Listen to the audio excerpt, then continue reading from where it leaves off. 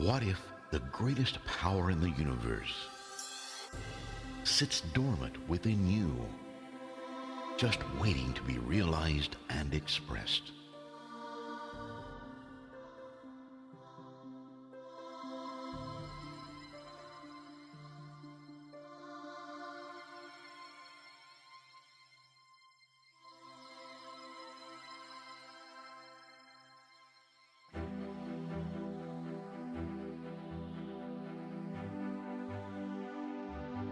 Who we really are is perfect light, perfect happiness, perfect joy, and we think we're these bodies, but we're not. We're so much more. There is no limit to this true self, that it's magnificent, beyond anything our mind could even conceive. The body's physical limitations are nothing more than illusion.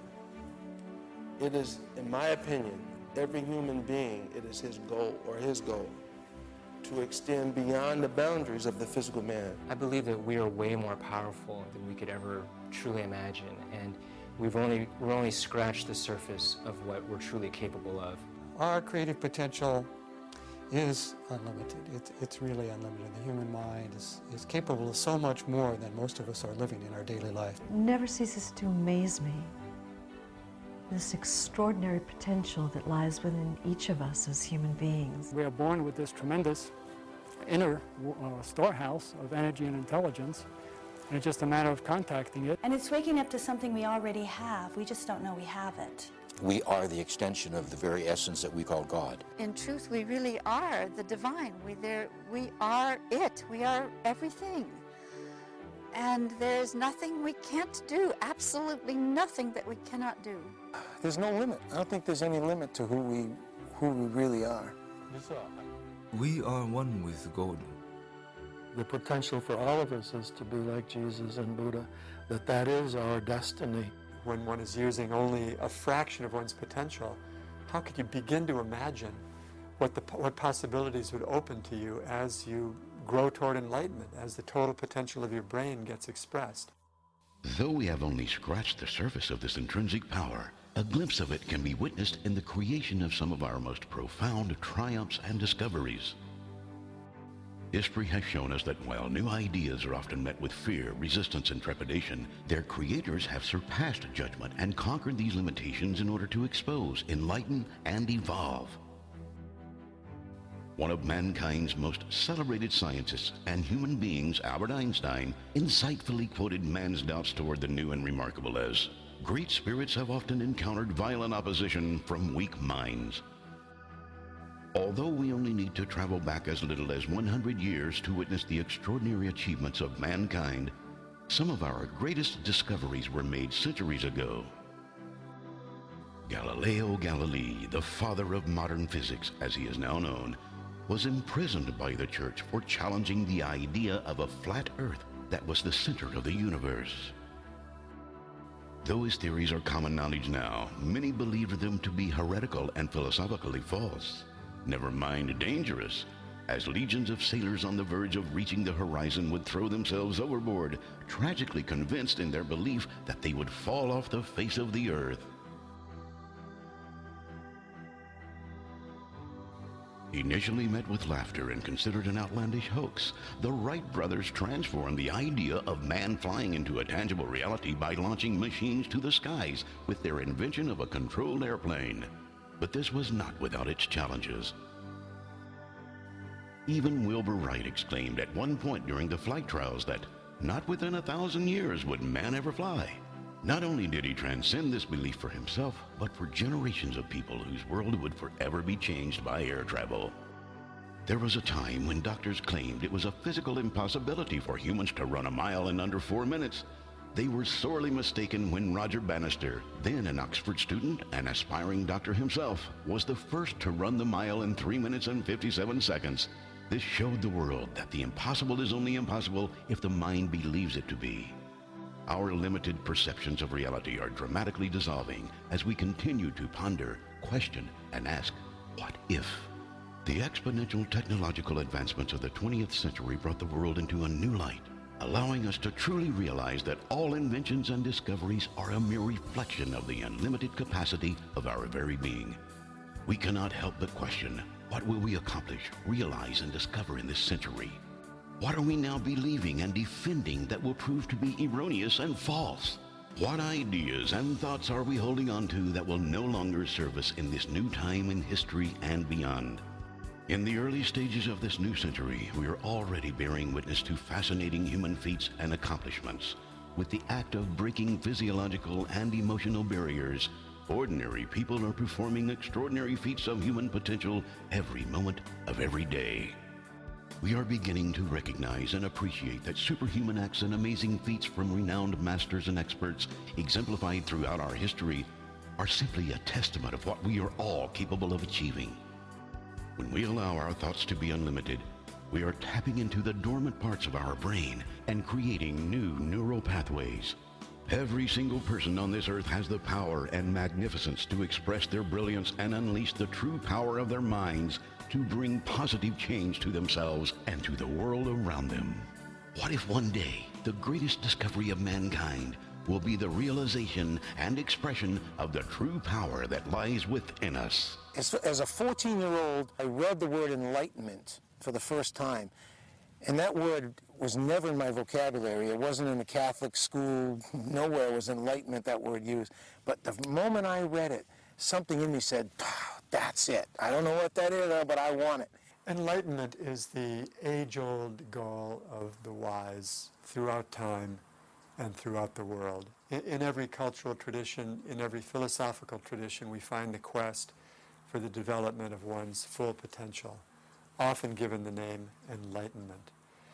Enlightenment can be understood now in this scientific age as simply the expression of the full potential of one's brain.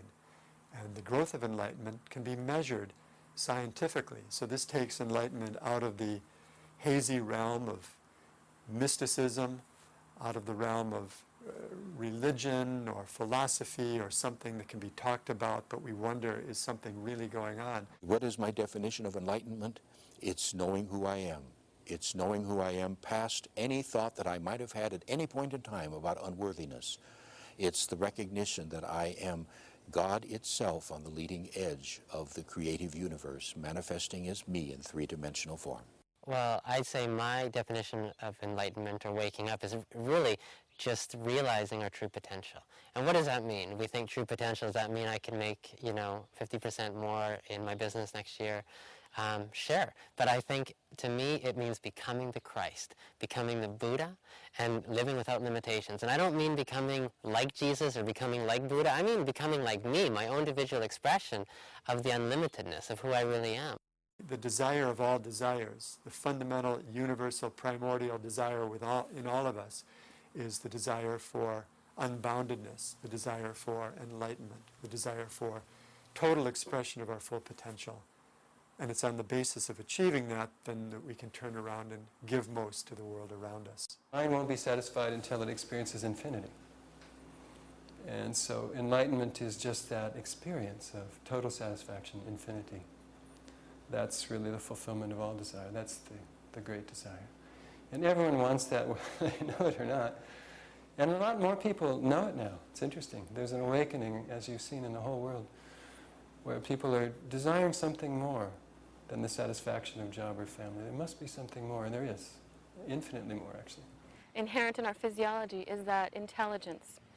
And when we think about just the level of the cells and the DNA and how tiny they are, but what is contained, the intelligence that is contained in every cell of our body, we know that there is some order at play there. There's something more than what meets the eye. At the deepest levels of our own being, it's a source of infinite love, infinite happiness, contentment, fulfillment. And as we enliven that inner value, as we tap that inner value, we tap that inner treasury within that's there, then we can unfold those values. If we're only using 2 to 4% of our brain capacity, what's the other 95, 96% doing? The powers, the resources that God has given to us are all coded inside the brain. What enlightenment is using the full range of the brain. We're already as enlightened as we will ever be. The only thing we need to do is become aware of that. If we're already so enlightened and so amazing and these unlimited beings, why are we experiencing a smaller reality? Why are we experiencing limitation? Why are we not healing ourselves? Why are we not walking on water? Why are we not moving mountains? Well, I think the reason is because we're so powerful. We've taken on limiting programs that do just that. They limit us. They limit our flow. And we take on programs like, I'm not good enough, I'm not worthy, I don't deserve, these real strong core beliefs. And they actually run and in fact can ruin our lives. And from this place, this is what blocks our divinity. We really are perfect. You know, a master says the only difference between you and me is that I know who I am, and you walk around thinking that you're limited. So when we're born, a child is pretty much in the delta wave frequency, which means brainwave patterns are really slow, and the child is basically asleep most of the time, and even when their eyes are open, the brain is still recording brainwave patterns as if they're asleep. Now, because they're in that deep, slow brainwave activity, the subconscious mind is absorbing all the information that's being processed at the time. What happens is we become condensed into this physical reality as we incarnate, and it becomes an illusion of our minds. And so we forget about who we are. And the conditioned mind, which obsesses all the time about safety, pleasure, power, etc., and security. But at the bottom of all that is fear, is the main obstacle toward our expressing our true selves constantly. We carry all these things with us from childhood. We hear things from the time we were born, and we just accept those as being true. And that's where we have to reprogram that later on to adjust our life to the way we want to be. There's a game in town that we all learn to play. Otherwise, you'll get ostracized, you'll get punished, you'll get abandoned. And so we almost sell our soul in a way to get approval. And I think it starts from birth and all the way through. We keep up giving up a part of ourselves to go along, not to hurt someone's feelings, not to shake the boat. And in that process, if we're not careful, you can forget who you are. When we're born into a society where most of the thoughts about humanity are limited, then we take them on. And there's a whole lot of identity with this is the way we do things. This is the way your grandmother and your grandfather and your great-grandmother and your great-grandfather did things. This is the way the parents, your uncles and aunts, your brothers and sisters are doing things. If you want to be one with our family, if you want to be loved, basically, you have to do things the way we do them. And we want to all be loved and included. We want to belong, you know. And so our family are the closest people to us most of the time. And so if we want to be loved and belong, we usually go along with the program, you know, pick out our grave plots and, you know, do the right thing. The separate self is always afraid because it has no basis in truth for its existence. So it's always an anxiety. So fear of losing one's security, one's what's familiar, losing the ability to obsess that we all have, and the fear of disappearing is because to express true self, it would really mean a disappearance of the conditioned mind, that which we're all familiar with, the mind of separation, the separate self, the thinker, and the emotional body. I think people are their own worst enemy, unfortunately, and we create our own world and we create our own universe. Let's say someone has an accident, and they say, I didn't really do that. Well, something was going on in the unconscious mind that create that accident. And so 90% of all what's going on is in that unconscious mind. So yes, we're always creating something, whether we're aware of it or not. And the problem with that is that you don't always know what your thoughts are. We know what our conscious thoughts are, but we don't know what our unconscious thoughts are. The subconscious mind is the equivalent of a tape player. The programs that we learn are tapes. But the issue is, most of the time we're not aware of it, so that the subconscious, by its nature, works when the conscious isn't paying attention to what's going on. And psychologists reveal that 95% of the day our conscious mind is wandering. The two minds are separate entities. One, the conscious mind is creative thinking, you know, that kind of, the ideas that come in your head. The subconscious mind that's not its job. The subconscious mind is to learn an experience and replay it at the push of a button. And that's why I love it. People say, oh, that guy pushed my buttons. What it meant was it released programs from my subconscious, and that I was aware of it, okay? Most of your behavior is derived from programs that you received before you were 6. And we take on the stories of our parents, we take on the stories of our grandparents, anybody that's in our intimate sphere, our teachers, and we innocently take on these stories trying to make sense of a world that doesn't make sense because we're still in our subconscious. We're living in our emotional life rather than our conscious life, so to speak. So we take these stories on very, very innocently. These programs operate about 95% of the day invisibly, meaning they're automatic. That's why they call it subconscious. Point. Then when you go back and look at the world and see what's going on in your involvement, if you didn't know that you were participating because of your belief system, then you're ignorant of that. So you go listen to what parents say to kids, and they say things like, oh, Billy, you don't deserve that, or Mary, you're not smart enough, or you're a sickly child.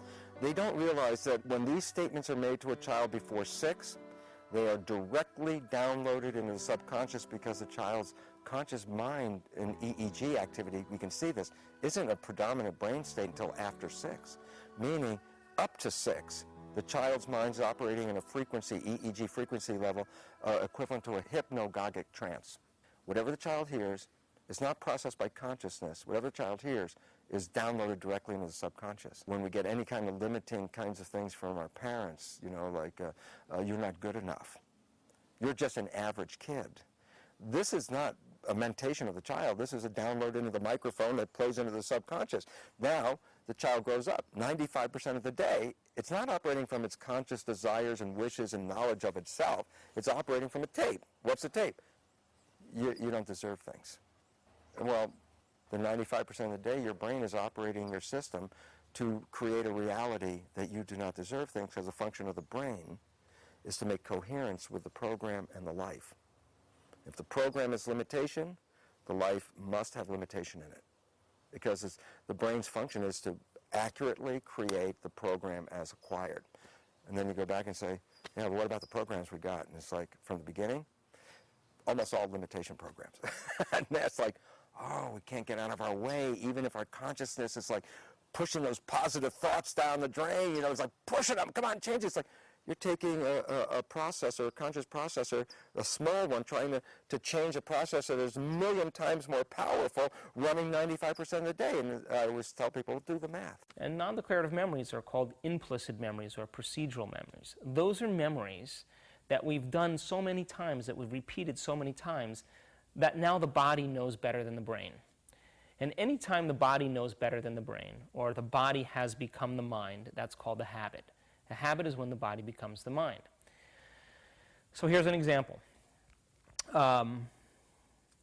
If you can't consciously remember a phone number, and you could think about it and think about it and think about it and can't come up with a phone number, but if you pick up the receiver and you allow your hands to dial the number, well, you couldn't consciously remember it, but in that case, you practiced that number well enough, or enough times, that now the body knows better than your brain, or the body has learned better than your conscious mind. Now, in this system of non-declarative memories exists our behaviors, our habits, our skills, our conditioning, our associative memories. Our behaviors are all formulated in this non-declarative system, which means we've memorized the state of mind, and we've practiced thinking and doing enough times that now we're in a state of being. And in that state of being, we're in a habit of being ourselves. And this is when the personality or the identity or the ego becomes a pretty finite set of procedures and behaviors that we've learned throughout our life. In other words, by the time we're in our mid-30s, according to neuroscience and psychology, we pretty much, our personality is pretty complete, which means we'll have an automatic response or an automatic behavior to deal with any situation that comes our way. But now we're beginning to see in neuroscience that we're completely changeable, that we can change throughout our adult life. We are certainly told over and over again, in especially our religious upbringing, that there is a God outside of us, almost like an anthropomorphic being somewhere that is sitting on some kind of whatever that possesses the ability to judge and to carry out the judgment with anger and vindictiveness. And that just isn't so. That's a God that never existed. And we're learning that a God that exists is a continuation of an energy that has always been in the universe. When my husband died, I really felt that I must be a horrible person for this to happen to me. And I felt like I must have deserved this punishment on some level for this to happen. But gradually over the years, I began to see that God wasn't punishing me. The universe wasn't punishing me, and I began to realize that in fact the opposite was the case, that everything was happening for me. This whole thing about, you are an unworthy sinner is just, it's just not true. It's just not true. We are created as one with God forever, and nothing can change that innocence, ever. I don't believe there's any evil to God. I believe that we are not punished for our sins, but we are punished by our sins. And the immutable law of physics is that as you sow, shall you reap. For every action, there's an equal and opposite reaction. So we create these problems for ourselves. Most people are their worst enemies. Scientists have studied people who suffer heartbreak, like after the death of a spouse or after a divorce or another major loss like a job loss. And most people suffer for 5 to 10 years. And that is so unnecessary. Because now you can come in here and say, well, wait, I'm creating this. Well, let me create something better. And then, boom, something's better. What if the absolute worst thing that ever happened to you was also the best thing that ever happened to you? On one occasion, we had a very interesting woman who was a multiple personality in the training. What I didn't know at the time, and I found out on the morning of the first day, was that her father had been a leader of the Ku Klux Klan. And a story she told indicated that when she was 3, her father began raping her and beating her and having the other Klan members rape her as part of Klan rituals. Because of this abuse, she had fractionated into 12 multiple personalities, some of them male, some of them female. And when an instance of abuse was coming, the female personalities would run and hide, and the male personalities would show up and handle the abuse. Well, this continued until she was 15. At the age of 15, the male personalities ganged up and made her run away from home. Her father was unrepentant, pursued her, tried to find out where she was through relatives, would threaten her with kidnappings, beatings, rapes, and so on, demanding that she return to serve him, which she did not. And so when she came for training, she was a multiple personality with 12 alters. Now, when she told me about this abuse as a child, I told her that she should forgive her father. Well, she exploded in rage at that suggestion, jumped up out of the chair, shaking her fist, hollering and yelling and swearing and saying, that blankety blank blank doesn't deserve my forgiveness. So I just waited calmly until the rage had subsided somewhat, and then I leaned forward and said, well, I didn't say you should tell him, at which point she giggled. And so I knew that we had established, again, communication. So I went on. I said, well, as a matter of fact, I don't want you to tell him. I don't want you to forgive him for him. I want you to forgive him for you. Because look at what's happened to you. Your blood pressure is sky high. You've just injected tons of cortisol and adrenaline into your bloodstream. It's going to take hours for these toxic chemicals to clear from your bloodstream. And so if he knew about it, he would laugh. And so I want you to forgive him for you, not for him. And so she reluctantly agreed to do that. And she went through the forgiveness work. And as she progressively forgave him, one by one, those alternate personalities, those alters, came in and coalesced. And by the end of the 7-day week, she had coalesced into one core personality. And she was elated. For years afterward, she would call me on Mother's Day to thank me for having given birth to the integrated person that she now was. And one more thing, this volcanic reservoir of anger that she had, which made her terrified even to go to the supermarket for fear that if a sweet old lady might bump her car, that she would erupt out of her car in a rage and strangle the poor old lady. That anger had now been, by forgiveness, converted in sign from negative energy to positive energy. And she had all this energy for volunteer work, for church work, and for caring for her children. This was an example of how profound forgiveness can be. You know, it's necessary to forgive parents, siblings, enemies, bullies in school.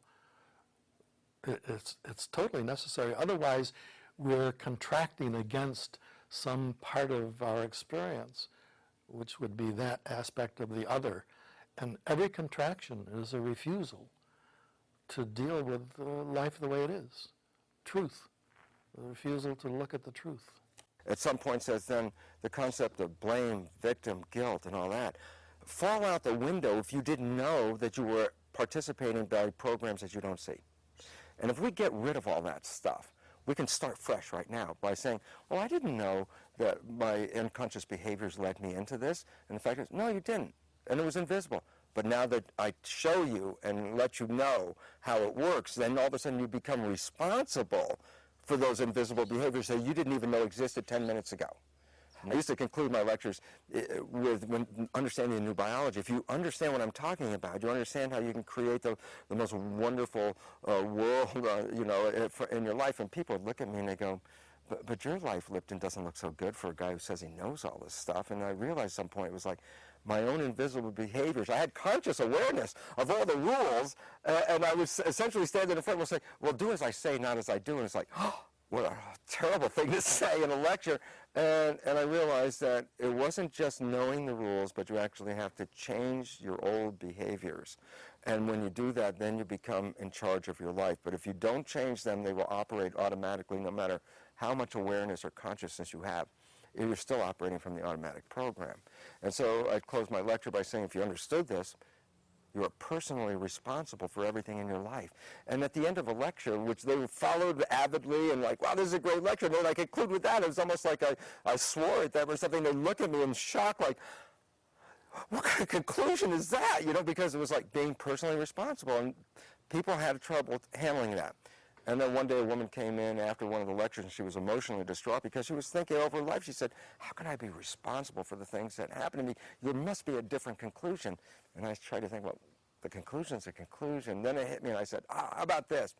You are personally responsible for everything in your life once you become aware that you are personally responsible for everything in your life. We get to start undoing all of the old beliefs and the old stories about who we are and what the world is in relation to who we are. And then all of a sudden we start to get our innocence back. So it's an undoing. The deeper you go and the deeper experiences you have and the experience of this unbounded field, then it changes the brain chemistry. The brain gets more coherent, more orderly. Every time we have a thought, we make a chemical. And if we have great thoughts or unlimited thoughts, we make chemicals that make us feel great or unlimited or happy. So this immaterial thing called thought all of a sudden activates a series of circuits in the brain. The brain then produces chemicals, and those chemicals signal the body for us to begin to feel exactly the way we were just thinking. By the same means, if we feel unhappy or we're thinking an unhappy thought, or we're thinking a negative thought, or we're thinking a self-depreciating thought, in a matter of seconds we begin to feel unhappy or negative or unworthy. So then the thought then signals chemicals that has us feel exactly the way we were just thinking. Now the moment we begin to feel the way we think, because the brain is in constant communication with the body, we begin to think the way we feel, which then makes more chemicals for us to feel the way we think and think the way we feel. And this cycle of thinking and feeling and feeling and thinking creates what's called a state of being. I believe we create every person, place, thing, time, and event, our reality, everything in our life through our thought. Everything starts with a thought, and then it creates emotions, creates feelings, it creates a vibratory frequency, and from this vibratory frequency, we broadcast out everything. It's like we have these energy bands, and whatever our core beliefs are, they're lodged in there. If it says, I'm not good enough, that's what we go around broadcasting. So we might think on the conscious level, oh, I'm perfect, I'm wonderful, I'm amazing, and that's great. But if our knowingness, our deep, predominant beliefs are that we're not enough, then that's what we'll get back in our life. Everything is a vibration because everything is energy. Through my research, I have discovered that the most beautiful crystal forms of water come from a vibration that was harmonious, thus filling the water with harmonious energy. Likewise, our negative thoughts also create a vibration influencing all energy. And so these thought forms make up what I like to call the ego. And my favorite definition of the ego is a collection of negative, limiting thoughts that we believe about ourselves to be true. And that's all it is. It's a bunch of limitations. Ego self is a divided self, and that brings with it separation, loneliness, longing, desire, anxiety, all of the difficulties that we face in the human condition. And if we believe that feelings and emotions are records or memories of past experiences, and we are living by those same emotions every single day, that means that if we believe that our thoughts have anything to do with our destiny, according to the quantum law, then as long as we keep remembering the past through an emotional experience, we can see that we keep creating more of the same circumstances in our life. So nothing new ever changes. I believe that the ego becomes the Christ. The ego becomes the evolved being. Because it's not dying, it's shedding or dissolving its fears and its limitations and embracing who it really is, God in a body. What would I have to change about myself? What is this feeling that I have that won't go away? What are the thoughts and actions that I perform and think as the result of my unconscious feelings that I live by every day? And as you began to become conscious of that, you close your eyes and you became conscious of it, in fact, you would be meditating, because meditation means to become familiar with. You would become familiar with those unconscious thoughts, actions, and feelings. And when we do that, we develop this skill called metacognition. Metacognition is one of the privileges of being a human being, to be able to observe your thoughts and observe your actions, so then you can objectively modify your behavior to do a better job in life. So instead of turning on the television or getting on the internet or getting on the phone and what people do to make that feeling go away, to actually sit down and name it and begin to look at what those states of mind are and become familiar with them. Well, in a sense, that's the first stage. It's the unlearning stage. In order to change, we have to unlearn a part of ourselves. We have to unlearn and become familiar with the part we want to unlearn. It's very powerful to see someone get in touch with what they're feeling, and at the same time to get in touch with what is it they believe that's caused them to feel that. And then once you get to the core belief of what it is that's causing them to feel what they're feeling or what they're experiencing or what they're creating in their life, by changing that thought pattern, you can actually change their reality. Think about it this way. I give you a cassette tape, you put it in a cassette player, and you push the button and the program's playing and you realize, I don't like the program. And so go up and talk to the tape player. And you start to realize, come on, tape player, change the tape. And the tape player's not listening. It just keeps playing and it keeps playing. Every time you push the button, it's going to play the same tape over and over and over again, no matter how much you yell at it. And the reality is this: the subconscious mind is a tape player. It learned an experience, and when the right set of stimuli come in the environment, it's like pushing the button, it plays the experience just as it has done forever. And the relevance about that is then when we're having conversations in our head, you know, trying to talk to yourself to get better, you're presumably trying to talk to your subconscious, which is running the show, and then you have to step back and realize there's nobody in the subconscious. It's not a thinking entity, it's a record playback entity. There's nobody there. So I can become aware of all kinds of stuff in my conscious mind. But if it's not programmed into the subconscious mind, I could shoot myself in the foot with the knowledge that I am shooting myself in the foot. I'll never stop because the shooting in the foot was the subconscious behavior. And the conscious mind, the subconscious mind differ in one sense. The subconscious mind is operating 95% of the day minimum, and probably 99% of the day for most people. And the subconscious mind, as an information processor, 1 million times more powerful than the conscious mind. And so some people say, well, let me do some positive thinking. And I go, okay, well, which mind are you using for positive thinking? Well, the conscious mind. And I say, okay, so on a day-to-day basis, how much of this positive thinking is running your life? And it can't be more than 5% of the day, meaning no matter how much positive you're thinking, 95% of the day you're still operating out of the programs that have been sabotaging you.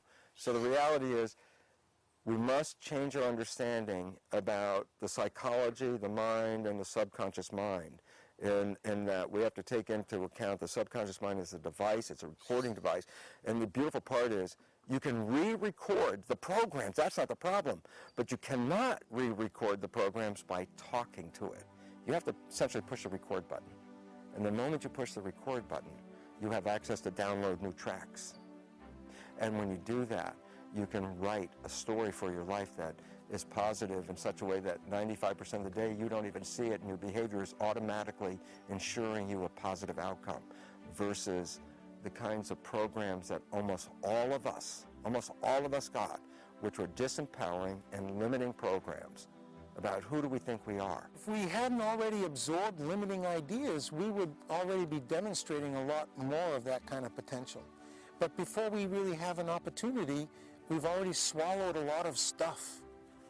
With the best of intentions, people have kind of given us ideas about what's possible for us. And before we even find our own feet, we already have taken on a lot of baggage, a lot of limitations. As we begin, what if I could change this about myself? And as you begin to think about a greater ideal of ourselves, and we used information and knowledge as the raw materials to make a new mind, as we began to sit down and to reinvent a new self, the process of reinvention, the process of speculation, the process of thinking would actually make a new mind and prepare the brain ahead of the actual experience. And there's been enough research to show that mental rehearsal not only changes the mind and the brain, but it literally changes the body as well. If you take a group of people who have never pulled a spring before and you had them pull a spring for an hour a day for 4 weeks and you test their muscle strength, it's 30% stronger at the end of 4 weeks. Why? Well, there's a resistance on the muscle has a load, the muscle fibers tear, the muscle fibers grow back bigger. Now there's a stronger muscle to handle the load, normal physiology. But if you have a group of people that close their eyes and mentally rehearse pulling the spring, never touch the spring, 22% increase in muscle strength by never touching the spring. Now that means that nerve cells that fire together, that wire together, the repetition of thought over and over again cause gangs of neurons to begin to not only form more enriched circuits, but more intricate circuits. And so now a stronger signal down the spinal cord to the finger, it was their mind that moved that spring. But in fact, what it really means is the people were so involved in the mental rehearsal that now the body was actually prepared for the experience ahead of the experience. And there's other experiments that show that men who close their eyes and mentally rehearse lifting dumbbells, that just by mentally rehearsing lifting the dumbbells in their mind, 13% increase in the size of their bicep, never touched the weight. So that says now that mental rehearsal prepares the brain, the mind, and the body ahead of the actual experience of anything we're rehearsing. So if subjective mind could possibly have an effect on the objective world, we would have to say that the only way that subjective mind could affect the objective world is if mind and body were ahead of the experience. And when mind and body are ahead of the experience, it means the experience will find us. It means now that it's already happened, and the brain has recorded it as if it already happened. And if the brain can record it as if it has already happened, and the body and brain are prepared, then it already has happened, and the quantum field, of course, responds to that state of being. Remember, the quantum field responds to how we're being. So the person can be, can want joy, but they could be unhappy. This is why prayer doesn't work, because if a person's praying with an intention to be happy, but they've memorized the state of unhappiness, mind and body are working in opposition, and the prayer is never answered. So there has to be a balance between intention and surrender, between thought and emotion. But we can't have the emotion that we memorized. We have to get up as an elevated expression of ourselves. The changes are made in our life once first we recognize a greater idea. I say to people often when they have moments in their life, can you ever remember when that feeling or that or that lashing out was just normal for you, and now you're catching yourself? Yeah, I remember that. Now I'm aware. And in awareness, we can recognize through some of the things we are reading and listening to now that give us a greater, grander picture of who and what we really are, we can recognize that, okay, it's all in giving energy. Do I want to give energy to now what I know was maybe shared or said to me that doesn't have any validity? Or do I want to give energy to a new script that I am writing for myself? And so we just say, well, I want to give energy to my new script. And my new script doesn't reinforce that old thought or that old feeling or that something that has no meaning anymore for me whatsoever. Our thoughts are our chemistry. Just as I said, if you put a performer on a stage, it changes you. So I'm always saying to people, act as if you're the person you want to be. When you act in a certain way, you change your chemistry. It's a balance between not only intentionally thinking what the greatest ideal of ourself is, but now we have to get up with a new signal to the body. We have to put a new mind in the body. So when we get up after that, if we get up as the same person, that means that we've thought one thing, but the body hasn't responded. We hasn't responded in any way. The beauty about making thought more real than anything else, the beauty that we have that privilege because of the size of the frontal lobe, is that we can go from thinking to feeling without having the doing. We could actually sit down and bring up an elevated state of ourselves, and when we begin to feel it, the joy, the side effect of creation, or self-love, or we were plastic enough to create inspiration, and now we're conditioning the body to a new mind.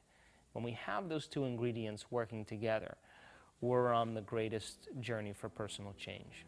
There's no more powerful moment than this moment to create and for your becoming. It's what we believe and what we internalize and what we send forth then into, as it were, source energy, the universe, which reads mainly our emotions and where we are feeling at that point in time rather than just our words, and it fulfills those. And so this is why just an affirmation spoken over and over and over again really doesn't have any great benefit unless we can feel what that feels like. So I think it's very important as we're going throughout the day to engage in things that are in fact generating positive feeling states, because those positive feeling states build on each other and help change, we believe, our overall outlook towards life. Every moment we have an opportunity to express something higher about ourselves.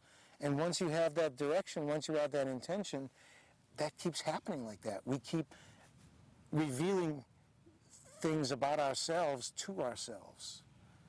And it's awesome when you realize that there seems to be no end to that. No matter how dig you deep, there's always more. No matter how high you go, there's always higher. That can't be an accident. I mean, that's pointing to our infinite potential, I think. And the most famous, phrase that came out is, you could do all the miracles that I can do, even better than I can do, but you don't believe it. And this is like, okay, got it. The biology of belief. That's what the book is called, in fact, okay? And yet, what people have to recognize, belief is like pregnancy. You either believe it or you don't. You can't be nearly pregnant. And this is the hardest thing to cross over. It's not like I really, really believe it. No, you believe it or you don't believe it. Walk across the coal. Don't have, I really, really think I can do this, because that's not believing it. That's saying, I think I am, but I'm not there. And so what we're talking about in belief is not an approximation of belief. It is belief or no belief. And this is very important, because a lot of people think, well, I really believe that, and it didn't work. And I was like, no, you didn't believe it. You know, if you really believed it, wasn't a question. It's like, that's just the way it is.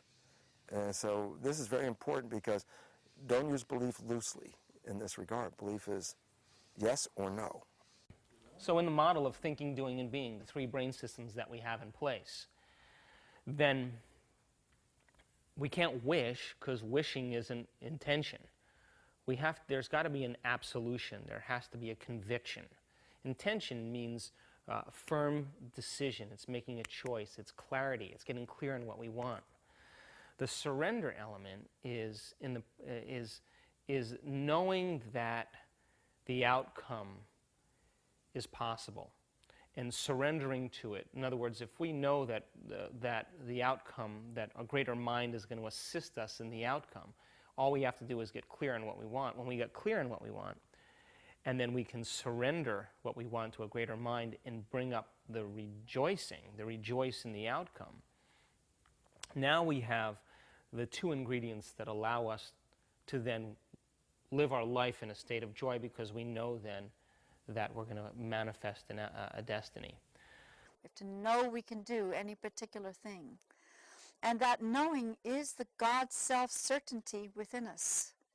When we have that God self-certainty, and it goes all the way in through the subconscious, we can fly. We can do anything whatsoever. Throughout time, in every culture, in every age, there's been reports of individuals who could do remarkable things.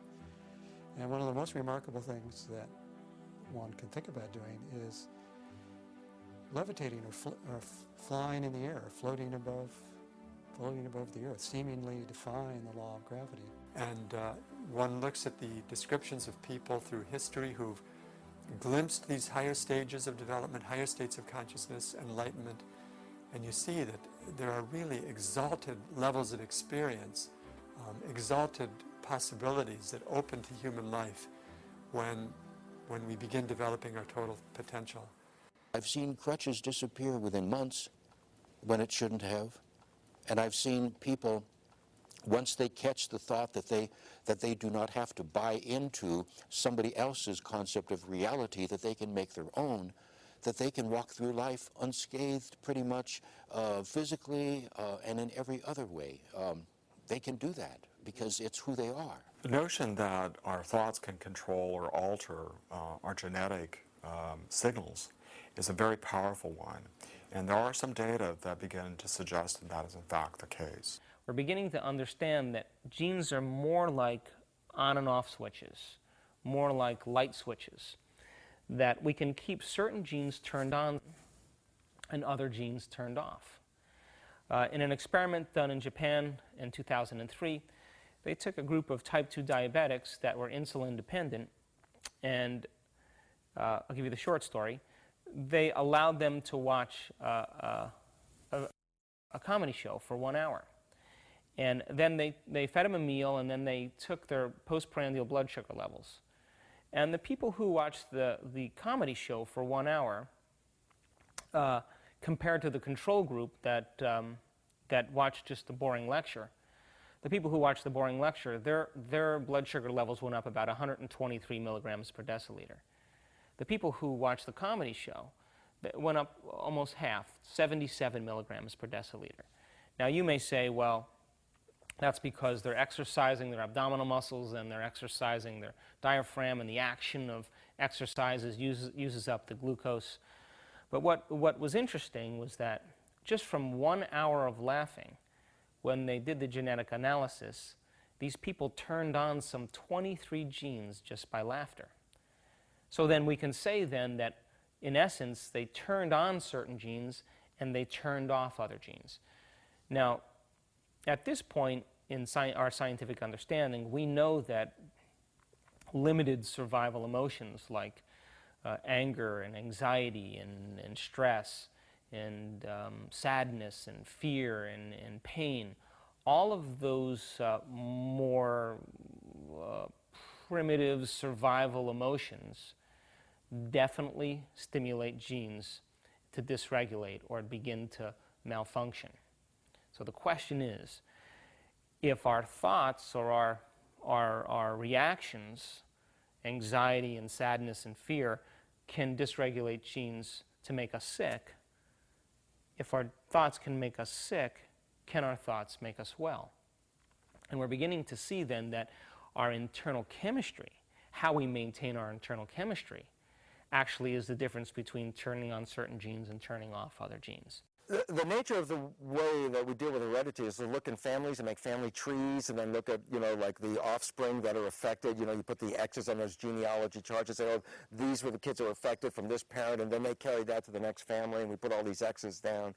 And when we see a series of a number of these X's and we say, oh, it's running in the family, it must be genetic.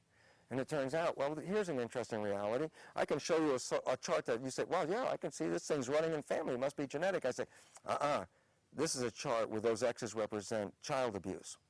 And what was the issue? Is child abuse is not genetics. Child abuse is programming. And it runs through the family. You can't tell me from the genealogy chart, if I didn't say cancer or child abuse, what those X's stand for. They'll be the same chart. And the issue becomes now very clear. It says, no, behaviors which control genes run in families.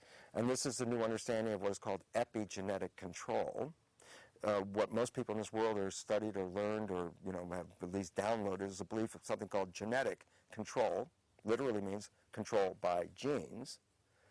Epigenetic control is slightly different but profoundly different in the sense of the consequence, because epi means like above, like epidermis is the layer above the dermis, okay?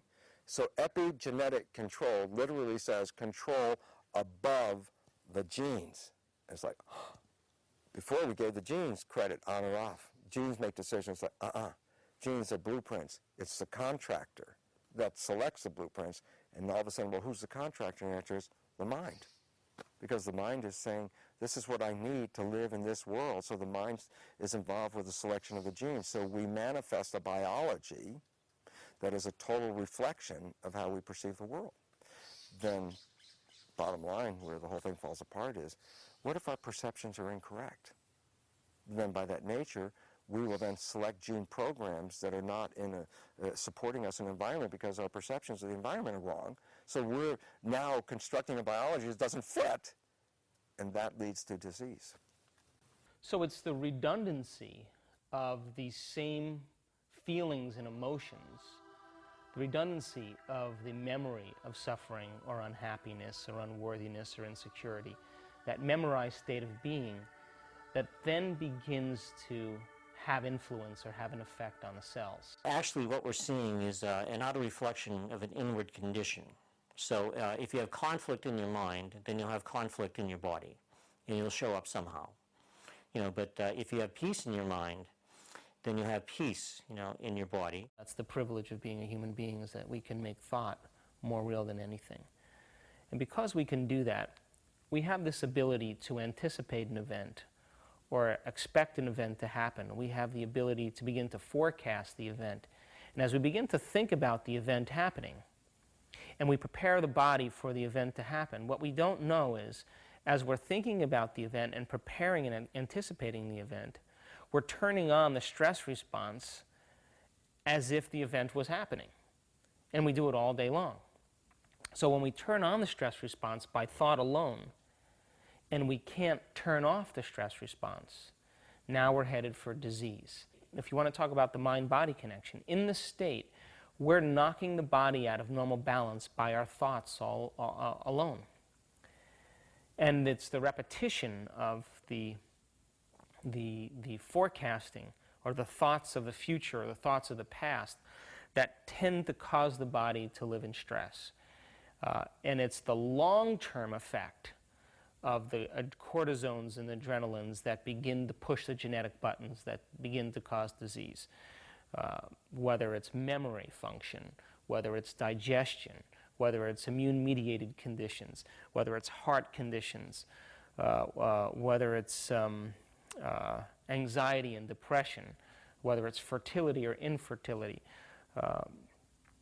All of those things, fatigue, all of those things are created when we start to wear the body out because we're living in that heightened state of stress. And of course, the brain also gets affected by it. If we're not in joy, if we're not into appreciation, into thankfulness, and all of the second and third cousins that we could speak to, then we are not in the alignment with who and what we are as much as we possibly can. And joy is for you to interpret for you, is what brings you joy. Heredity is potential, and it has plus and minus, positive and negative. Two twins have very similar heredity, but one has an illness, one doesn't have the illness. There are many factors involved, but the main thing is consciousness, is the intelligence, what the person puts their attention on. So we create our own reality, and heredity is sort of the tendencies or the possibilities, and what we do with those possibilities is always our choice. Now, of course, there are genetic diseases that need attention on that level, but we see all the time spontaneous remission of even serious illnesses. When a person has a surge of consciousness, it may be faith, it may be religion, it may be just belief in themselves. If consciousness becomes lively enough, we can change how the DNA expresses. Every experience changes the DNA. So the DNA is just the code of intelligence. It actually reflects the Veda and Vedic literature in the physiology. And we can activate what we want to activate in the DNA as well. So again, it's all consciousness, and it depends on how much we enliven that field of all possibilities, which possibilities we realize. The new science called epigenetic control, which is the mechanism by which environmental information leads to the adjustment of the genes, is so profound, number one, because the genes, we're not victims of the genes, we control it with our perceptions. So then, if anything, we're victims of our perceptions, but not the genes, but we can change our perceptions, so no victim. This epigenetic control activity is very exciting for this reason. It now is recognized that using epigenetic mechanisms, perceptual derived mechanisms, that you can create over 30,000 different variations on every gene blueprint. And all of a sudden you realize if you can make 30,000 variations on every gene blueprint, that says you can come with a good gene and make a variation that will be defective, or you can come with a mutant gene and turn it into a very, real expression of normalcy. It says all of a sudden you're not limited by the genetic program you came with. You're only limited by your perceptual ability to write the genetic program that you came with. There are no limitations. Built in, all organisms have an innate ability to heal themselves. I mean, let's get this very basically honest here. There were people here for millions of years before there were doctors, okay? People were healing themselves a long time in advance. But here comes the problem. The ability to heal yourself is instinctual. It's built in with the genetics. You don't have to go in your mind and say, okay, let's program how I can heal myself. The system does that automatically. And so these are instincts, perceptions you were born with, so that's part of nature. But then our experiences of life, called nurture, get recorded in the subconscious mind. So the interesting aspect about that is that you can get experiences of nature that actually take away from your healing ability. And I say, well, what do you mean? I say, well, look, consider almost every family. When the child is born, the family is born with a doctor present. Every time the child's sick, the child hears from the parents, even when it's a neonate, oh my God, the baby's sick, we have to take it to the doctor. And remember, the child's downloading this as a hypnotic trance. And so everyone that's in the family gets sick, they got to take them to the doctor. It's a hypnotic trance. So then stop and say, well, what is the program that is now put in the subconscious mind? The program is, if you were sick, you go to the doctor. Now, it never really said, if you're sick, and go to the doctor, and the doctor does this, this, and this. It just says, go to the doctor. So what's interesting is that you have an innate ability to heal yourself, but an overriding program in the subconscious that says, I will withhold the healing until I have to go to the doctor, because the doctor does the healing. And then the joke is, think about how many people get well on the way to the doctor. reason is this. They were innately capable of healing themselves, but they put a psychological brick in the way that says, until I go to the doctor first, I will not engage the healing. Once they commit to going to the doctor and they're actually on the way to the doctor, then they've satisfied step one, which they created, and allowed step two, the innate, instinctual ability to heal yourself, to start working. And again, that's why 1/3 of patients go to the doctor, got healed by themselves, not from the doctor, because it was the placebo effect. But so now most of the people out there in this audience are listening, and I say the word placebo effect, and I say, oh yeah, that's it, where you believe a positive thought, and you could take a drug that's a sugar pill or a chalk pill, has no value, but if you believe this drug is going to heal you, it leads to a healing. And it's like, yeah, very powerful. What most people don't know about is called the nocebo effect. And the nocebo effect is the same mechanism as the placebo effect. The difference is this. A nocebo effect is how a negative thought can kill you or make a disease, which is the exact same mechanism of why a positive thought can heal you from a disease. It's not the power of a positive or a negative thought. It's the power of thought. A negative thought will take you off track, and a positive thought will bring you on track if engaged in the system. And the relevance is, psychologists tell us 70% or more of our thoughts are negative and redundant. So if you're, my God, 70% of the day you're undermining your own health and your own biology. Your nocebo effect is operating more actively than your placebo effect. And that result, it's not a positive, it's a negative in regard to health. So then if you think about the placebo, right, if you think about placebos where people get better by taking medications that aren't medications, they're basically just salt pills or sugar pills or starch pills. But if we go back to the thinking, doing, being model, you would have to say that when that person accepted that when they took that medication, they were thinking that they were well and that they were acting as if they were well. And if we're thinking and acting as if we're well, that means we're thinking and feeling as if we're well. And if we're thinking and we're feeling as if we're well, we're in a state of being. And if we're in a state of being where we're being well, where mind and body are working together, that our thoughts and feelings are aligned, then you would have to say that in that state of being, the subconscious mind, or the quantum field, or universal mind, whatever you want to call it, is going to support whoever we're being. So you may say, well, that's great, so then the person felt better, or the person, didn't have intention tremors, or didn't have shuffling gait, was like the experiments they did with Parkinson's disease. People actually had involuntary tremors go away.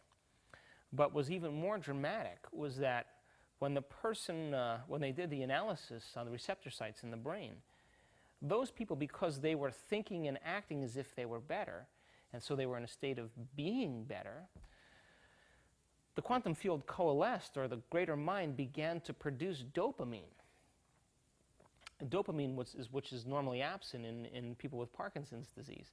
In other words, they started to produce their own dopamine, not because they could think about producing dopamine, because they were being in a state where they actually felt and thought that they were better. And as long as they do that, the subconscious mind will endorse or will support whatever we're being. I was at a meeting and a radiation therapist came up to me. He said, we had something interesting happen. I said, what? He said, the machine broke, so they repaired it. A month later, when we rechecked the machine periodically, we discover the radioactive material was not put back in the machine. So we've been treating people for a month with no radiation. I said, do you understand what you just said? He said, what do you mean? I said, you didn't know. So there were people who were having reactions, people whose tumors were shrinking, because you're assuming you're treating people. His eyes lit up. He said, my God, you're right. I got to go look up their records. I said, yes. But you see, that's how powerful the mind is. You believe. Our individual thought process, there's a kind of repetitiousness that occurs. Like neurosis is really the repetition of thought patterns, and then action becomes repetitious too. And that applies to health, because when the patterns of thinking become quite stagnant, and there is no movement, no opening and awareness happening, but more a tendency toward contraction and protectiveness, then we're more susceptible to illness and disease. Whereas expanding awareness is an opening in the heart and the mind. And in the body, that translates as a free-flowing, energetic body. A simple understanding of where medicine has gone wrong is exemplified in a study with iron filings and a magnet. In other words, I take a sprinkling of iron filings, sprinkle on a piece of paper. If there's no magnet, the iron filings form a random pile. But if I put a magnet underneath the paper and sprinkle the filings, now they form the intricate pattern of a magnetic field. And every time you sprinkle them, they'll always form the pattern of the field. Now, imagine if you were, like an investigator, but you didn't know the magnet existed. And you're trying to figure out, why do the iron filings always form this pattern? So you study the iron filings. You take them apart, you look at them, you do a molecular analysis, you do everything. Where's the pattern? And the answer is, studying the iron filings will never reveal the pattern. The pattern is the invisible field. The nature of medicine gone wrong, it looks at the cells of the body as iron filings. They take a pattern. If the pattern isn't right and you got a state of disease, there must be something wrong with the iron filings. So let's take apart the cells and see where it is. And the fact is, no, the pattern of the cells is not derived from something inherent in the cells. It's derived from the invisible field. Medicine doesn't acknowledge the field. So medicine is stuck in the position of trying to understand disease by looking at the iron filings. It's like, you'll never find the answer that way because the disease is not in the cells. It's not a cellular memory. The cells, like iron filings, conform to a pre-existing field. You want to understand where the disease is. First, the disease is in the field. Then it's manifest in the physical body. Since medicine can't sell a field and energy forces, it ignores it and still tries to say, I'll adjust your body by adjusting your filings. It's like, that's a failure of the system. I think that in training, I always say we get medical information, but not medical education. That we're not trained to care for people. We're trained to treat diseases. See, when you come in the office, we have what's called, taking a history. And the first question is chief complaint. So you come in and sit down, I say, what's wrong? What does that have to do with your life? Nothing. It's, what's wrong? I have a headache. But, I've talked to a lady who was about to be admitted to the hospital for a headache, and we worked out that it was pressure, which turned out to be her marriage, and instead of going to the hospital, 15 minutes later, she got up and went home. The doctor of the future will begin to address the mind as well as the body. The doctor of the future will begin to say, what is it that you want to change about yourself? And what is it that would be a better expression of yourself? And would begin to help the person explore a new way of being. My analogy I usually give is I sell my standard shift car to a person who doesn't know how to drive stick. And as they're driving away, my car, bucking, jerking down the street, it's like, okay, the car's gone. And then I get a call from them a few days later, that car you sold me a piece of junk, a lemon, it's got a bad clutch. And you go, oh, well, let's take it down to the auto mechanic, and they put it up on the lift, and they say, you got clutch dysfunction right here. So they put a new clutch in, it's a surgery, puts a new clutch in there. And the guy drives it away, bucking and jerking, and then 2 weeks later he comes back and says, that new clutch, that's bad too. The mechanic looks at it and said, you have chronic clutch dysfunction. So now let me give you a prescription for a clutch every 2 weeks. And the reality is, you can do this, and you can replace the clutch every 2 weeks, but if you taught the person how to drive the car, they wouldn't have to replace the clutch. And it's interesting because, like in the area of cardiovascular disease, Dean Ornish revealed, rather than giving them the clutch, the chemistry, and saying, I'll fix your heart with chemistry, he said, no, how about if I change the attitude of the driver? What if I teach them better ways to cope with stress and how to meditate and a better diet and all these things? And what he revealed was, not that his cardiac patients stopped the degeneration, they actually regenerated. In conventional medicine, they feel like totally satisfied if you can give enough chemicals that you can stop it, then they succeeded. And here he shows, not only did he stop it, they actually regrew the heart tissue. And the reality is, it's not incorporated into medicine because he didn't use any drugs. He was working with the driver. And this is the failure of medicine. You look at it as a vehicle, you leave out the driver, then the issue is, why do you think the vehicle is bad? Because it's innately bad? That's what we tell everybody. Turns out, no. The vehicle is just like a car. You drive it hard, you step on the gas and you step on the brake and you do this slamming around. That vehicle's not going to last. You want to blame it on the vehicle? In fact, it's not. It's just a driver. And this is bringing back in the consciousness into the role of, there was this mind-body duality stuff from Descartes. And then Newton said, no, focus on the body, ignore the invisible. So medicine, based on Newtonian physics, to this very day, keeps the mind out of the picture. And it's a bothersome issue for them, because when they do drug testing, they have what's called the placebo effect. Now we actually know of fact, 1/3, this is a fact, 1/3 of all medical healing is based on the placebo effect, not on the chemistry or the surgery or anything else. It was based on the ability of the mind thinking that this process is going to heal them. I got diagnosed with a very large tumor, a basketball-sized tumor, and it really was quite a wake-up call. It was totally unexpected, and it was the last thing I ever expected to have happen. And it really sent me reeling, and it catapulted me on a deep healing journey, quite a radical one, in which part of the gift of that healing journey was I found a means for all of us to get direct access to the infinite potential stored inside, to the part of you that makes your heart beat, and your eyes shine, and your hair grow, to this infinite essence that is really allowing all the functioning in the body to carry on. And so part of my journey was to find this means to get access to that infinite potential, to go through a process of healing and forgiveness and letting go.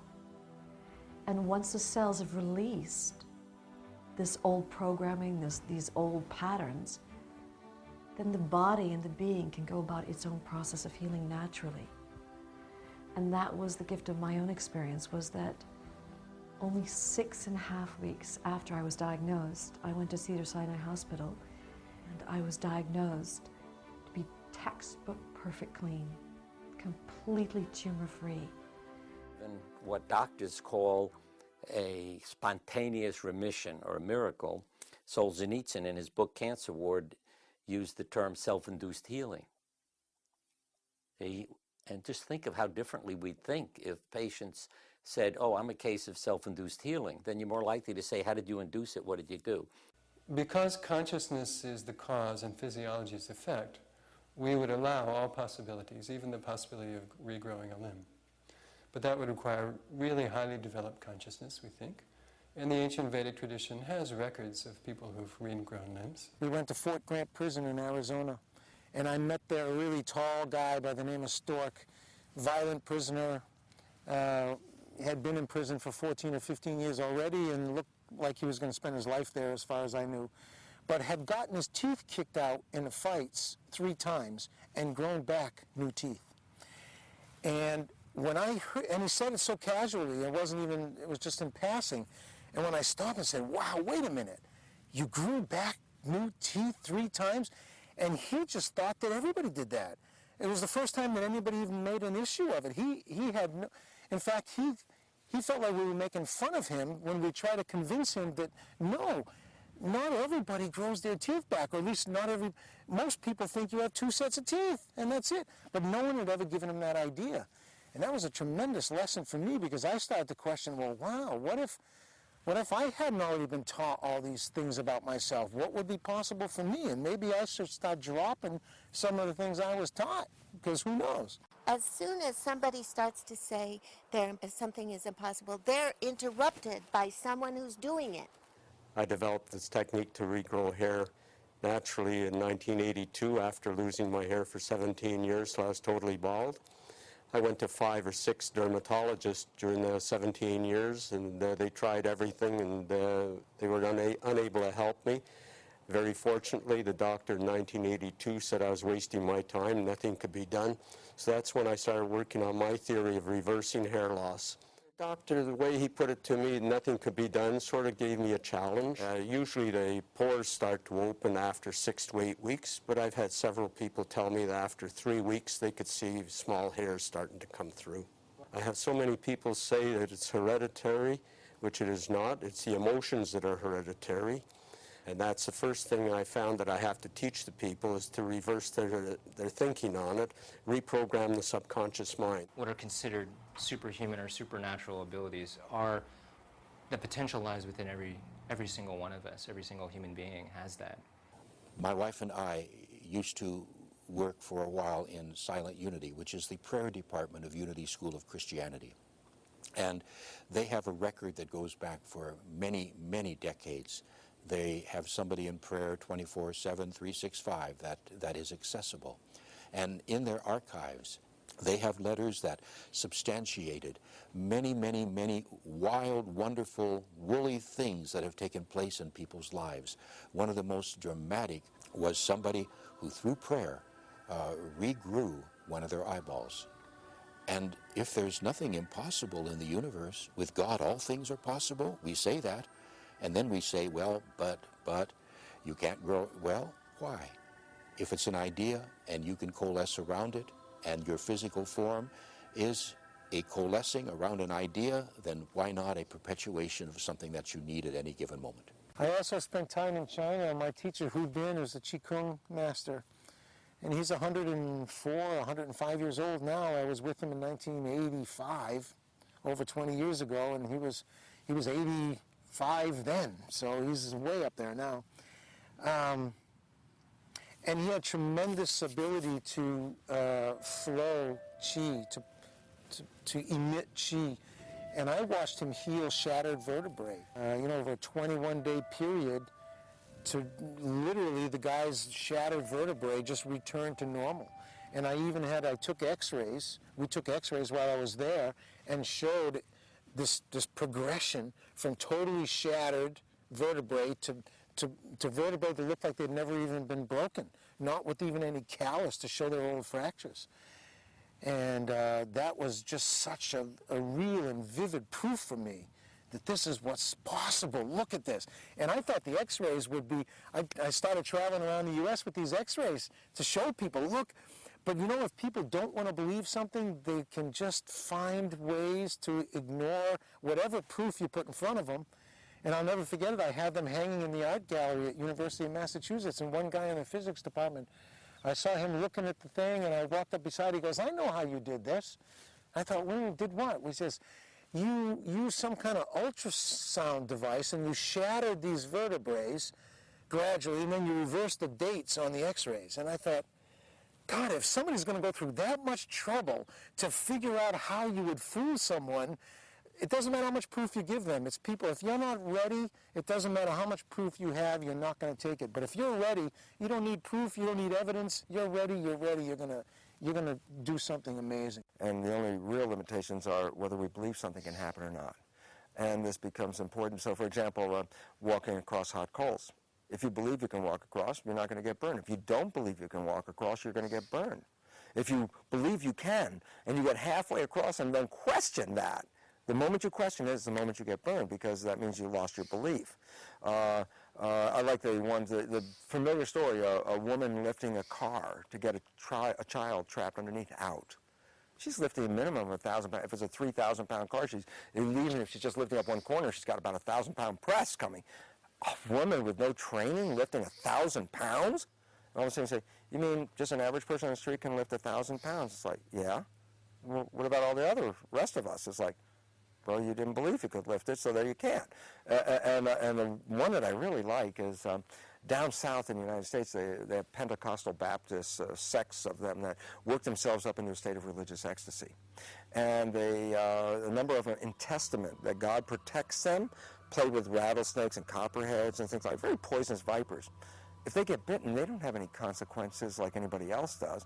But, well, that's an interesting one. Why I bring them up is because some of them in Testament that God protects them drink strychnine in harmful doses of strychnine and have no adverse effects.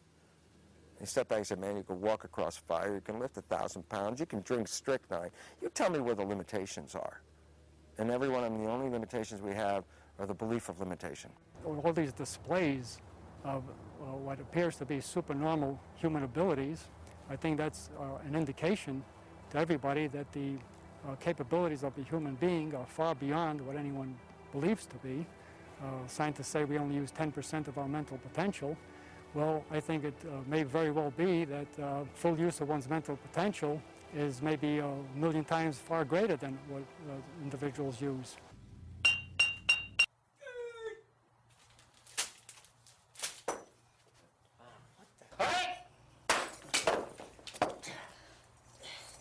Breaking is a demonstration which exhibits expression of one's soul. It demonstrates one's ability to use and channel his chi.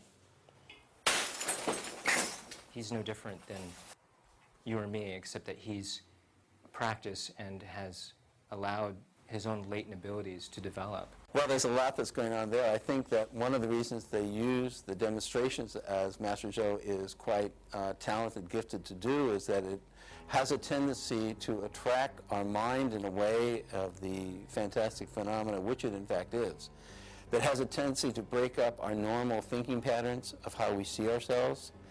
And that's sort of the first kind of glint in. If you've seen somebody take glass and break it into sand and have bricks pounded on them and all the other things we saw today that are really quite grisly, actually, it has a tendency to shift your mind into a different mode.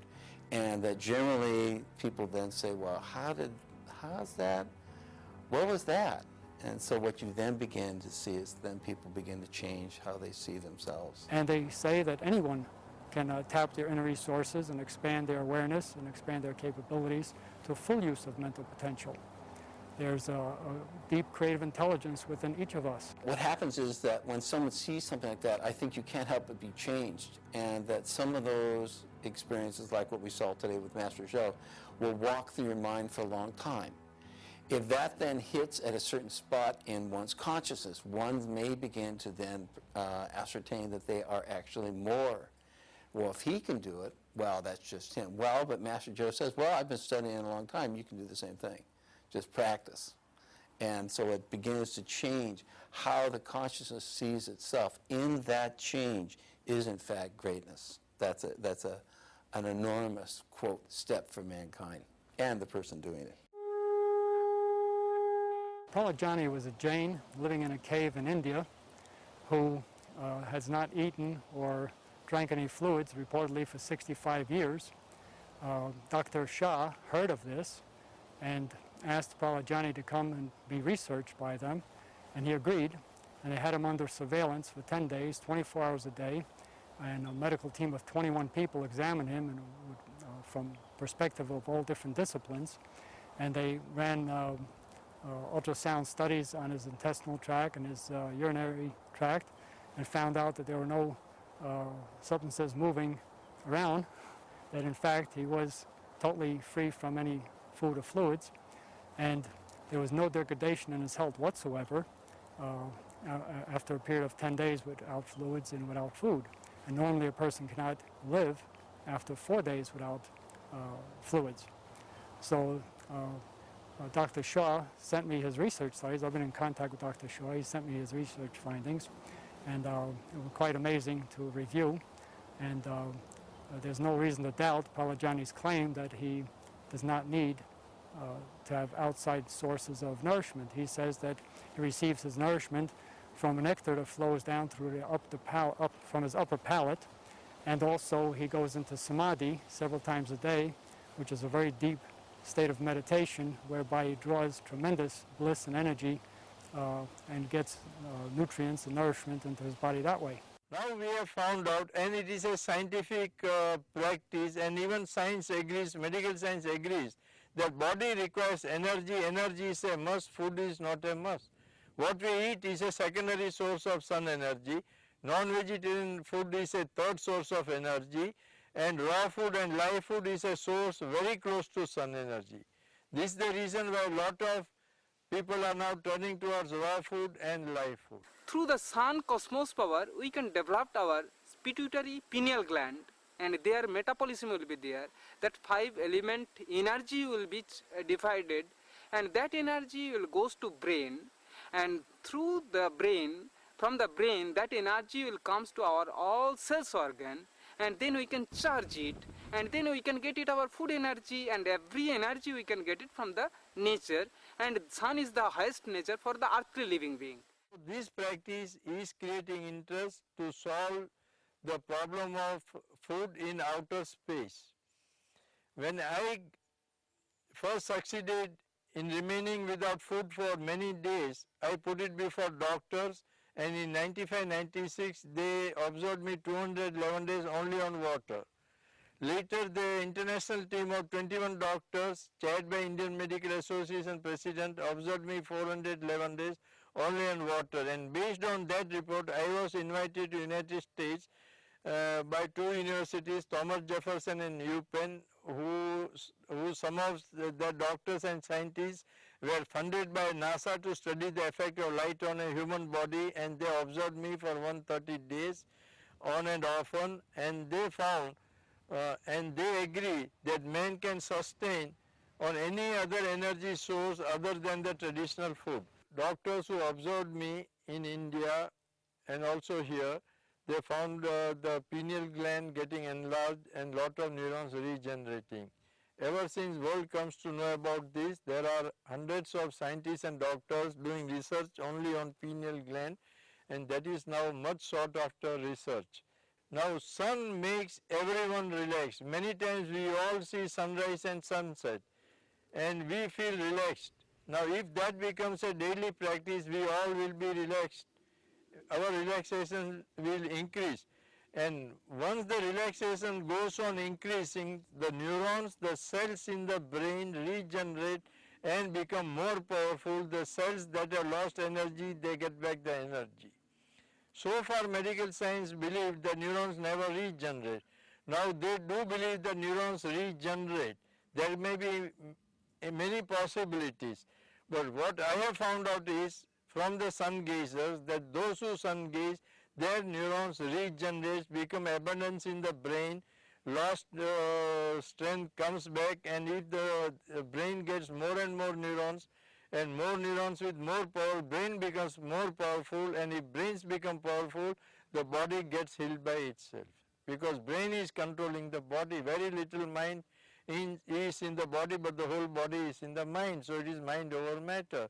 And here because of sun gazing, neurons regenerate, and because neurons regenerate, your aging process slows down, lifespan increases, memory increases, intelligence increases, and in older age you are not to get Alzheimer or Parkinson or paralysis at all. It's a very interesting fact that, that we live in a world where we perceive that we need to eat food to survive, because we're going to take food and convert it into energy, and that energy is going to be used to run our body. Very interesting facts as of late. Number one of the most important factors of aging is digestion, meaning the more you activate the digestive system, the faster you age.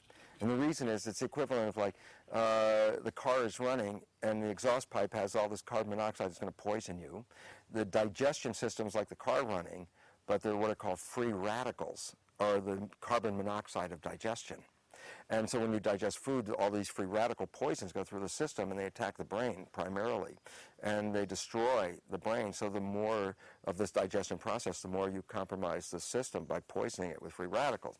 And then you have this, and it's very interesting because in many laboratories, they look at, they find animals that seem to live longer than all the rest in their group. Let's say you're doing experiments with rats, and there's this rat that's living twice as long.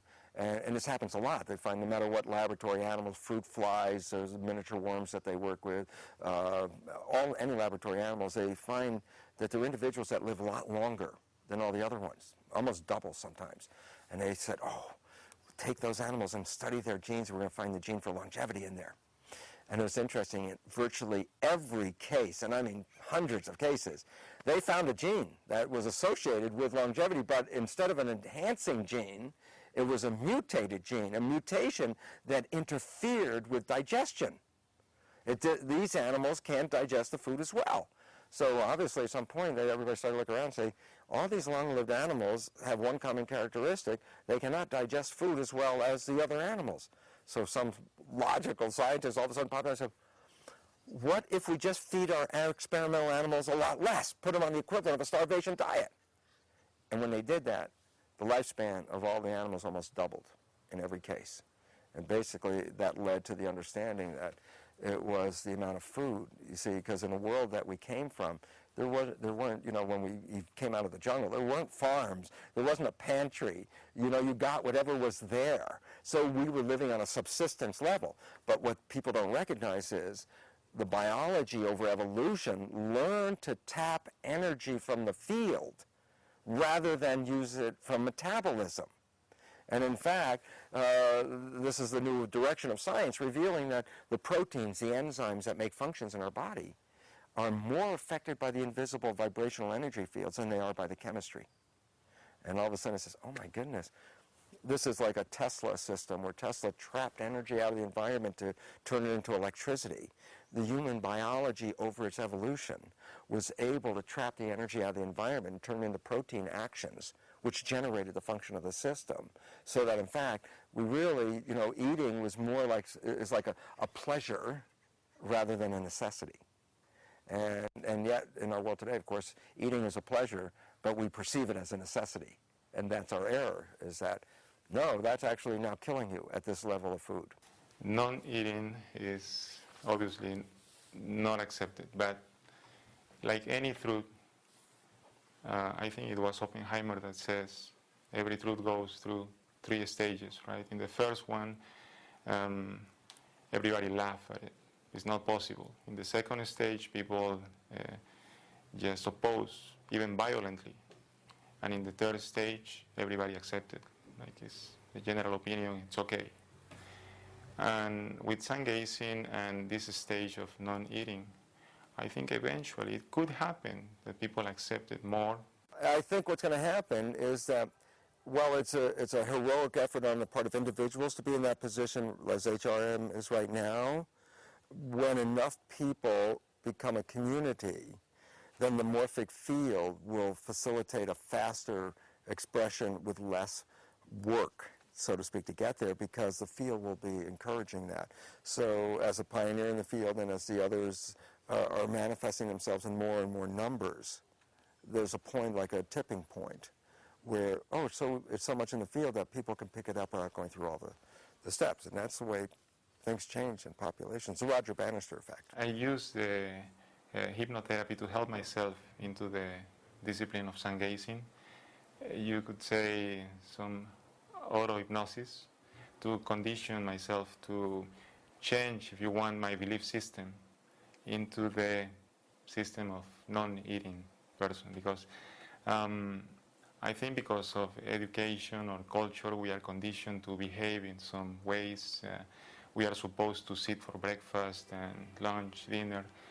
And this is so, how you say, installed in our subconscious mind that it's difficult to break those patterns.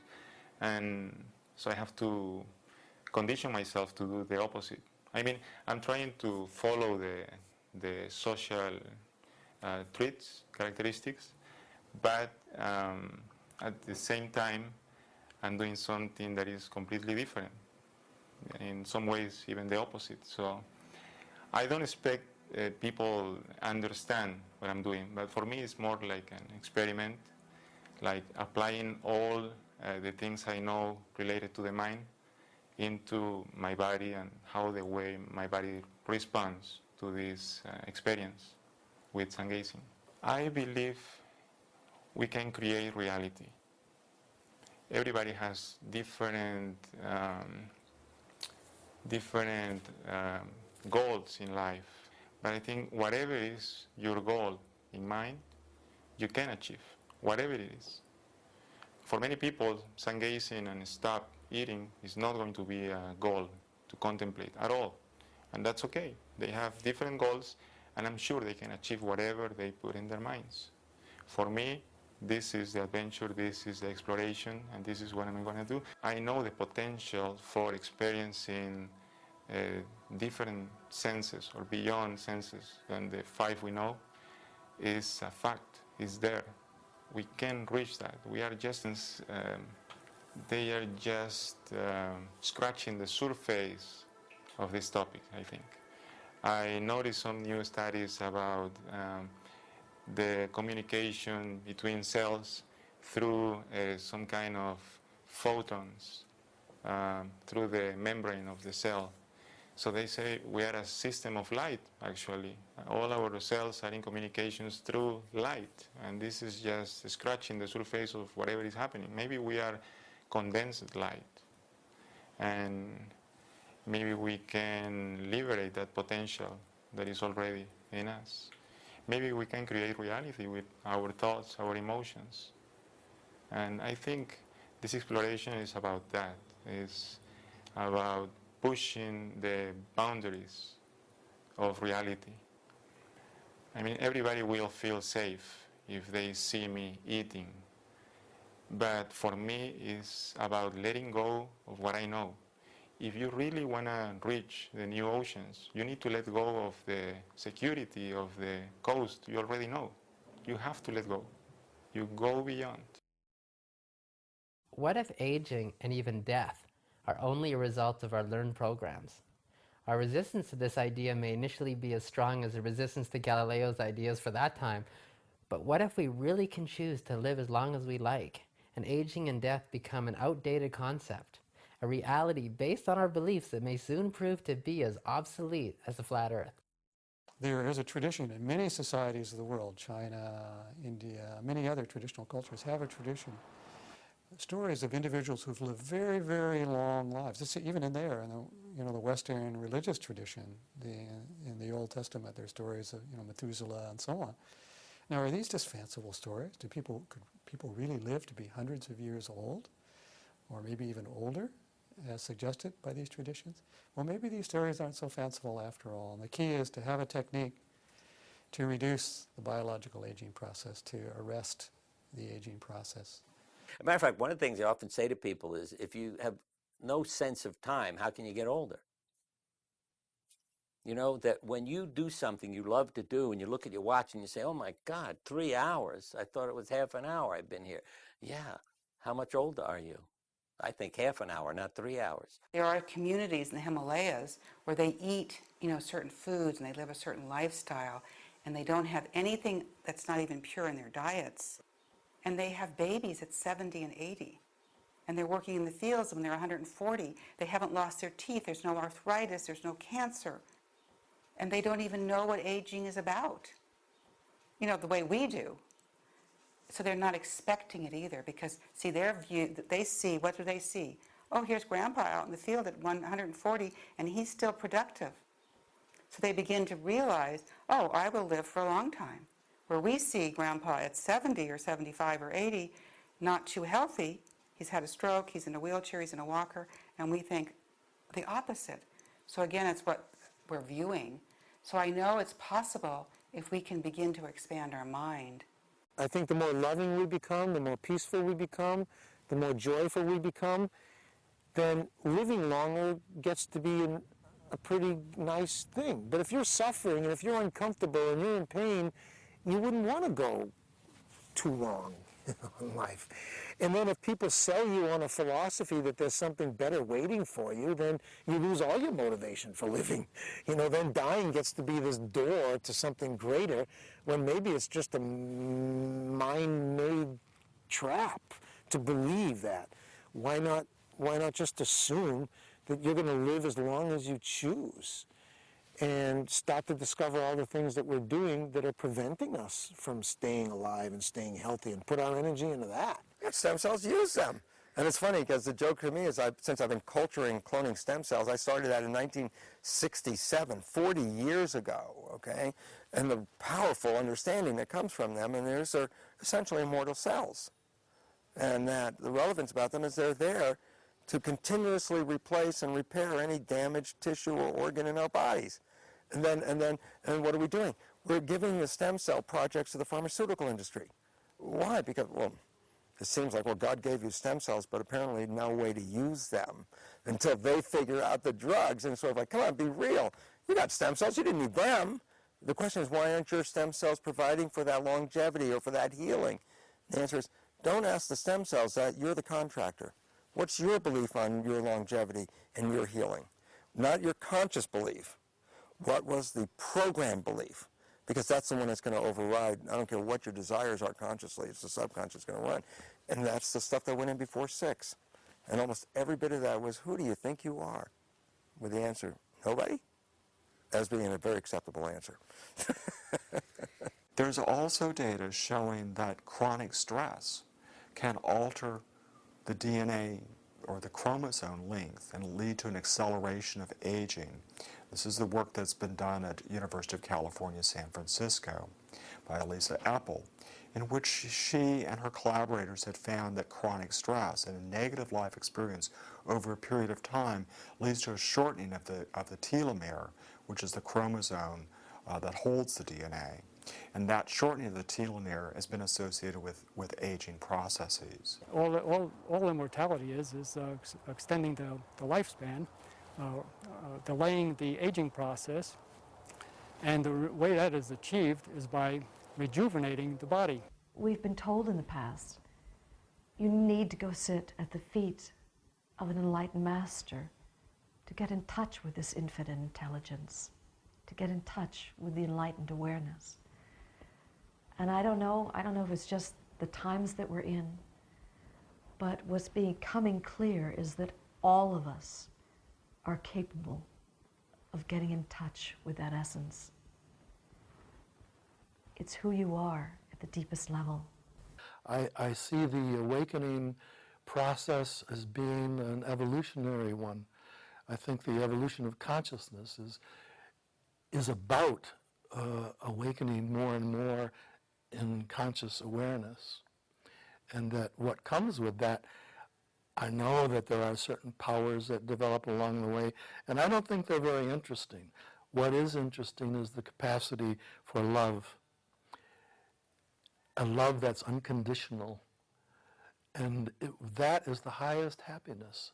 I think that living without food, healing our bodies, mastering limitations, allowing ourselves to be ageless, are all byproducts to the unfoldment of our own divine nature. I think that knowing ourselves to be whole, complete, perfect, and loving ourselves unconditionally is the only thing that will ever fulfill us. I think that it's what we're all looking for underneath every desire and every goal, is this fulfillment. We love ourselves and can love all aspects of ourselves, and that's really key. The good, the bad, and the ugly. All of a sudden, not only do we see and feel ourselves differently, but we experience the world in a whole different way. And that's what creates heaven on earth, essentially. And love is acceptance. Love embraces who and what I am, and yet allows me to be right where I am in that ever-unfolding, never-ending journey. And love is what it is. I think the importance of loving ourselves, well, most people can't even live with themselves, much less live with anybody else. So the buck starts with us. And we have to be at peace with our own self before we could be at peace with anyone else, and before there could be peace in the world. So then the process of change and the process of unlearning and relearning is to actually address that feeling and work on overcoming those afflictive states so that how we appear is who we really are. And when how we appear is who we really are, we have transparency. And what that really means then is this. It means then that I don't need anything outside of me to make me happy. That my happiness comes from within. That I'm happy with who I am and what I've overcome about myself. And that's when I think self-love is born. When we overcome the conditions about ourselves that we don't like and no longer rely on the environment to cloud or mask how we really feel, but get in there and do the work. When we begin to make those changes, there's a flourishing that takes place. There's room for a greater pattern of thinking, a greater consciousness, a greater mind, if you will, because we've unlearned those primitive states of mind that are based in survival, and we've made room for more altruistic states of mind that have everything to do with love and gratitude and inspiration and genius and enthusiasm, those natural states of being that we should be living by all the time. So I believe when you tune into who you really are by going inward, all the answers, including the path for your own divinity unfoldment, is there, readily available, every time that we tune in. My advice for everyone is to direct attention within, because that's where life comes from. That's the source of love and compassion. It comes from within outward. And the journey inward, the training of attention to look more and more within, is really the method of preparing for awakening. Our intuition is the voice of our higher self. Call it God if you wish. And it's an impulse, you might say, from this divine within us, bringing us a nudge, a feeling, a knowingness, an awareness. And if we follow it, it will lead us into something wonderful. Your intuition is the greatest factor you have. Intuition is probably the inherent balance of the universe, inherently in terms of what you're wanting, what others are wanting, and connects you, again, with a great respect for all life. All the answers are within, and tuning within, truly tuning within to that love and that knowing and that infinity of possibility can lift us out of any situation. Well, if you think in terms of tapping some natural resource, you know, you hit oil, you hit gold, you hit water, and now there's this abundance of something that comes through. And when you're with somebody who touches that source in them, and their color changes, their posture changes, everything about them changes, they light up, there's nothing better than being in that space when it's happening. Find a path that allows you to find the path into your heart, the deepest part of your being. Finding that, honor that. Don't give it up, stay with it, even when you don't think anything's happening. You're honoring that sense of surrender, that sense of giving will bring back so much more than you ever thought of in your wildest dreams. That's the idea. And when you have that, you're home. And in that home, you're already liberated. What one finds when they start discovering their own inner divinity is that that inner divinity is the same inner divinity that lies within every other individual, regardless of how they want to define it within their own culture and their own religion. They find that there is a homogeneous divinity that lies within everybody.